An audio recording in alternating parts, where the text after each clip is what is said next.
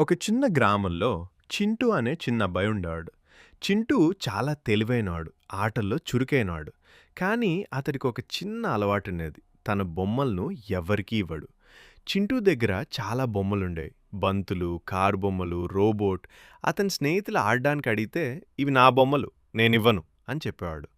ఒకరోజు పాఠశాలలో టీచర్ ఒక ఆట చెప్పారు. ఈరోజు అందరూ తమ బొమ్మలను తీసుకురావాలి, కలిసి ఆడుదాం. అందరూ ఆనందంగా తమ బొమ్మలు తెచ్చారు. చింటూ కూడా బొమ్మలు తెచ్చాడు, కానీ వాటిని బ్యాగ్లోనే దాచుకున్నాడు. ఆట మొదలైంది. పిల్లలందరూ కలిసి నవ్వుతూ ఆడుతున్నారు.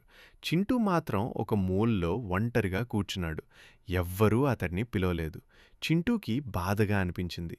టీచర్ చింటూ దగ్గరకు వచ్చి అడిగారు, చింటూ, ఎందుకు ఒంటరిగా ఉన్నావు? చింటూ మెల్లగా అన్నాడు, నేను నా బొమ్మలు ఇవ్వలేదు కాబట్టి ఎవ్వరూ నాతో ఆడటం లేదు. టీచర్ చిరునవ్వుతో చెప్పారు, పంచుకుంటే ఆనందం పెరుగుతుంది చింటూ, ఒకసారి ప్రయత్నించు. చింటూ కొంచెం ఆలోచించాడు. బ్యాగ్ తెరిచి తన బంతిని బయటికి తీశాడు. మనమంతా కలిసి ఆడదామా అని అన్నాడు. అందరూ సంతోషంగా అవును అన్నారు. చింటూ కూడా ఆటలో పాల్గొన్నాడు. అందరూ కలిసి నవ్వారు, పరిగెత్తారు, చాలా ఆనందంగా ఆడారు. ఆ రోజు ఇంటికి వెళ్ళాక చింటూ అమ్మతో అన్నాడు, అమ్మా, పంచుకుంటే నిజంగా చాలా ఆనందంగా ఉంటుంది. అమ్మ నవ్వుతూ అతడిని హత్తుకుంది. ఆ రోజు